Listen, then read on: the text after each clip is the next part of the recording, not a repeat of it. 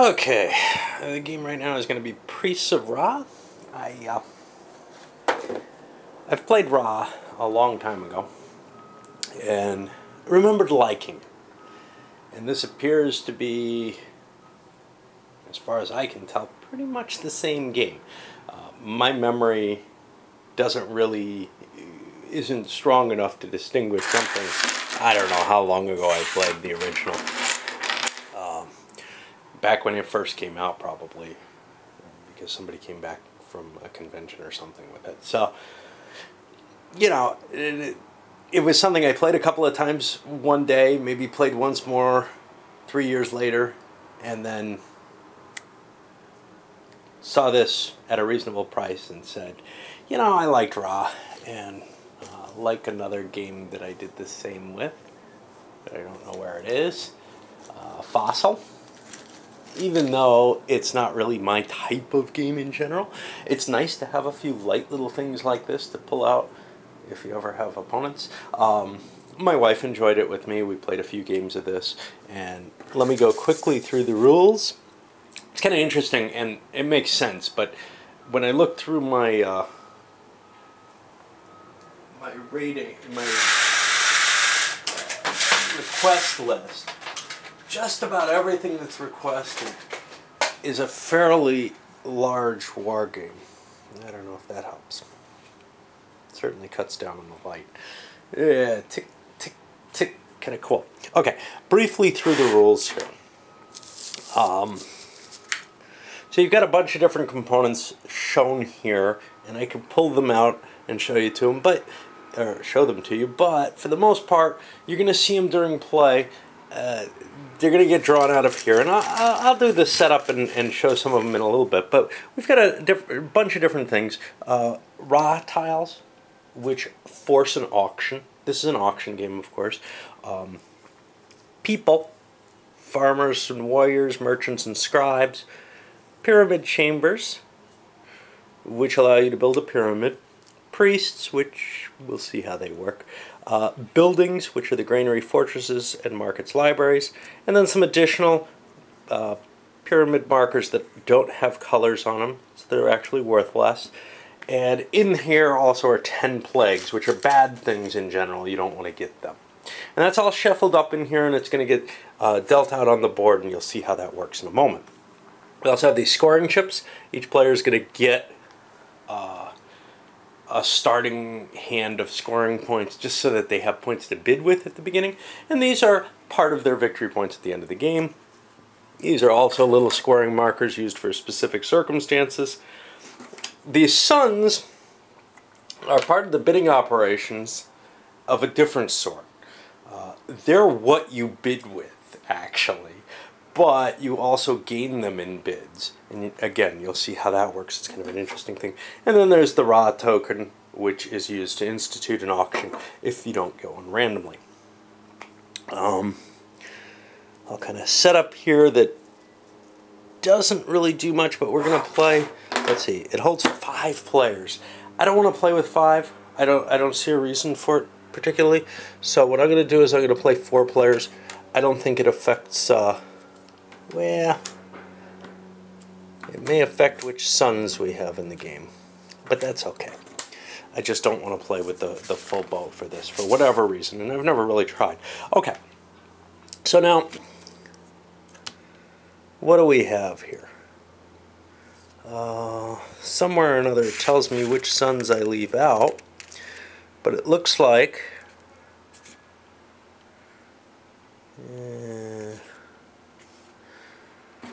we set them up according to this. So one player is going to get 16, one's going to get 15, 8 goes to 15, 13. Each player gets a set of these suns. That's going to be our 4th player here. And these are open.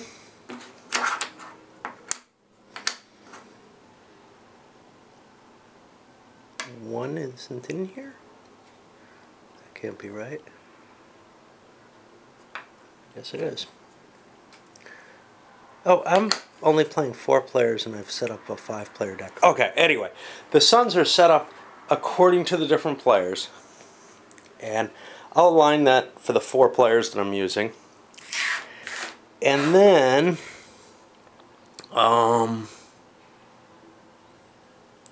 what else are we going to do?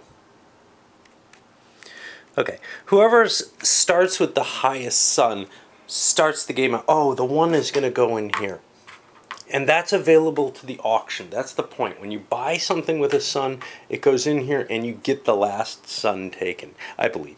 I'll look through it to make sure I get the setup right. I mean, I know the rule is that way. I'm not positive the first one starts there. Okay, so for your turn, when it is your turn and the turns just rotate, in general, you draw one of these suckers. That's a bad one. You draw one of these suckers from the board, and it goes on here. And it starts to build up this value pack that you can bid on, okay? And if you happen to draw one of these, it's a Ra, it gets placed here, and the little numbers here indicate for how many players do you start placing Ra's there. So if we're playing 4 players, the first Ra goes here, and then they work their way across here. Once we get to the end of that sequence, the era ends, and we do a scoring round. And there's 3 scoring rounds, I believe, before the game as a whole ends. Okay. Now, on your play, after you draw your tile and put it out, if it's a Ra, one of these guys, an immediate auction begins. And if nobody buys the auction, the set is cleared and put in the discard pile, wherever. And if somebody does, bidding is done as follows. Each player in order, starting with the person whose turn it is, essentially, the Ra player for the auction, which would be the person who drew this, or if they choose to use this.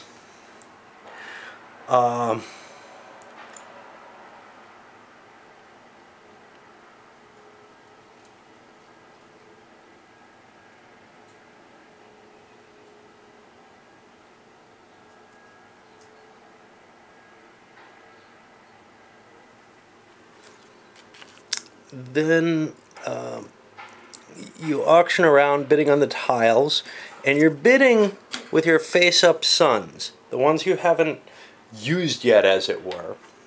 So for example, if this guy has, say, this kind of setup, he's already used this one, but he has these, he can choose to bid any one of these. If you pass, if you're the person, if you started the auction by playing the Ra token, which you do instead of playing your turn, I believe. This is not the easiest rule book to skim through and just understand, maybe because it's glossy and stuff, but it's fairly easy to read the first time, so you don't really need this. But anyway, if you invoked the Ra, you must bid on your first bid. If you pass, I think you're out of the auction for then on. But everything's very spread out. There's no clear set of rules. There's no clear order to the rules. They're just kind of scattered about in each section.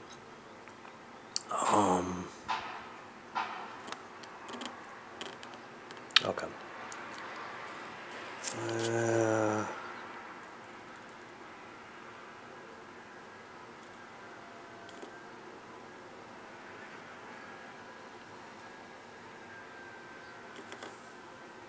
I'm trying to see if you can go around multiple times. It doesn't seem to be the case. Each player in turn may bid one of their face-up suns. Yeah, it doesn't even look like they specify. I think you only get one bid around. So the first player, if he bids high, he gets it. If he doesn't bid high, he doesn't. But that... something like that should be more specific than it's stated here, and I'm not sure we did that. Yeah, it ends with the Ra player. Okay. So the player... that's what it is. The player to the left of the Ra player starts the auction. It goes around. The person who did the raw, either this or through this, gets the last chance to overbid everyone. Okay. And no, there's no helpful player aids to keep this. But you know, once you figure it out, it's trivial to do. But I haven't played in a while.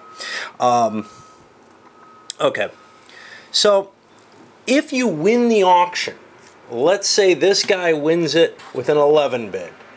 He puts his 11 out here. That's part of the prize for the next auction. He flips this over and he clears the auction board and takes it. But if he took a priest, and we have those somewhere, these little purple guys, we'll find them during play. And yes, I'm doing this mainly as much for myself as for anyone else. If you know, obviously, this is not the way to learn the rules. There are people who are polished, I'm sure, who have done this one. But what the hell, I need to relearn it, and it might as well go on video as well. That way you get to see just how easy it is to absorb this game if you haven't played it for, you know, a couple months in my case, and explain it to someone else.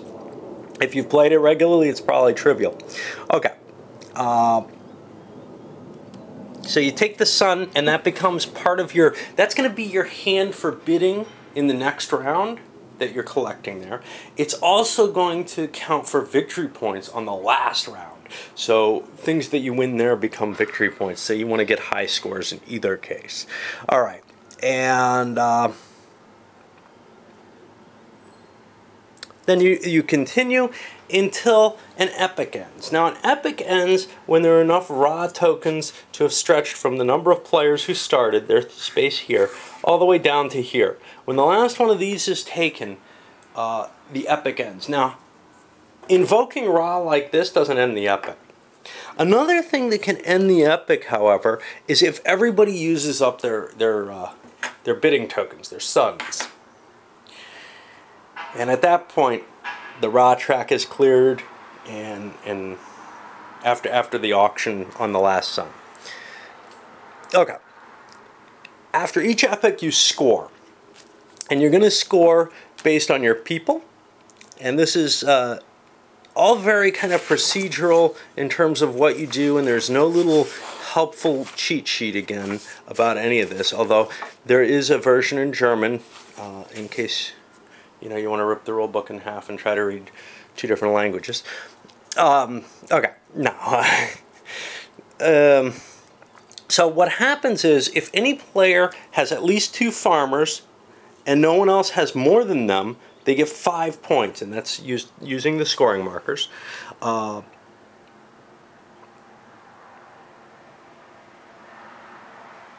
If there's either a tie for first or nobody has 2 farmers, the points just aren't scored. And this is done for each of the 4 types of people. So collecting people in a set is good.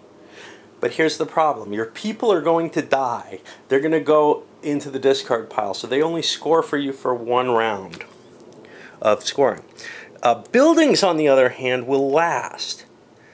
You get 2 points of fame for each complete building, which is a pair of the same color. Okay? So if you have 2 of these green buildings, you will get 2 points at that epic. And that's for each pairing that you have. For each pair that you have, not each pairing. There's no combinatorics in here. Also, if you have all 4 different colors of buildings completed, you get a 10 bonus point. Now, what's cool about these is if you buy them in the early epics, they build up over the epic, so you can get more and more buildings and score points, and it kind of becomes a bankroll of points, unlike people. Priests, okay, so priests give you a bonus when you first buy them. Let me see if it's listed somewhere. Here it is. Each priest that you get from the auction track, you can flip over a tile that you own. This can either be one you just bought or one that's sitting on your in your play area. Now this is important because, for example, with buildings, On the other side, there's a different color. So you can mix and match better. And people, they're double-sided. So if you wanted a certain kind of people, you could flip them over. So buying priests gives you that advantage, but also buying priests gives you an advantage when you come to scoring. They're worth 2 points each. And if you have 3 or more of those priests, before you score plagues, you're allowed to eliminate one of these plagues. And plagues, like I said, are bad. Flipping them over doesn't help you. They're the same on both sides.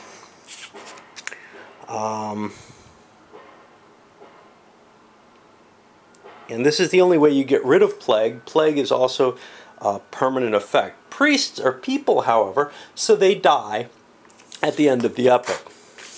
Okay, on to the plagues. Well, however many plagues you have generates a certain amount of points. And this is really, you know, there's a lot of fun to the game. There's not a lot of fun to the scoring because you read this and follow it and count all the points, and that's all you're doing. And again, it would be a lot easier if there were some play aids for it. The pyramid. The pyramid doesn't give you anything, somewhere or another, until the final epic. Now, somewhere or another there's Ankhs. Yes. Back with people. If you have all 4 different types of people, you get 2 Ankhs. If you have 3 of the different types of people, you get 1 Ankh. And Ankhs are going to score you points at the end of the game.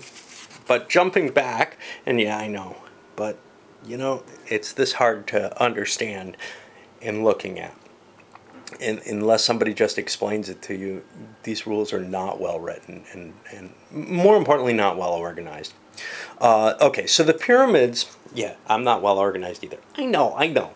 Okay, so the pyramids are scored after the end of the 3rd epic. And after the end of the 3rd epic, there are some other special scoring.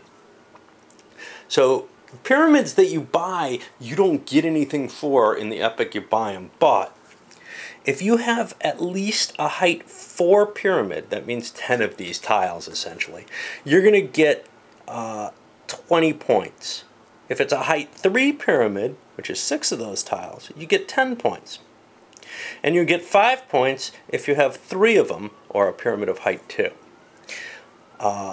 You're only allowed to score 1 pyramid. You can't break them into a couple of different pyramids and try to get additional points. And if you get the highest size pyramid, you have no reason to buy more of these for the most part. However, you'll also get 10 extra points for each set of 4 or more of the same colored chamber in your pyramid. And you get 5 points if you've got 3 of the same. And again, you know, they give you the big points first and the little ones next, and that's hard for explaining. It should be in the other order. A lot of these organizational issues, someone just did not write the rules well. The Ankhs. Okay. So these Ankhs are also scored only at the end of the 3rd epic. Now, remember, you get these by having all the different types of people. So that's one of your other little goals here. Now, if you have 4 or more Ankhs, you get 20 points for them. If you have 3, you get 10. And if you have 5, or if you have 2, you get 5. And finally, you get points equal to the suns from your last bidding round. Now, you must always spend all your suns, but there's a question of what you'll get for them, not just in terms of the counters, but in terms of the return sun, which always has to kind of be factored in. Once you score all the points, you add whatever points you've gotten from prior scoring rounds or left over from the beginning of the game, and whoever has the most wins. If there's a tie, whoever has the highest valued sun among the tied players wins. It's a fairly simple game, but there are a lot of different balancing factors in it, and that's one of the things that makes it really fun for me, is that it's very fast-paced, but there's all these different factors to look at.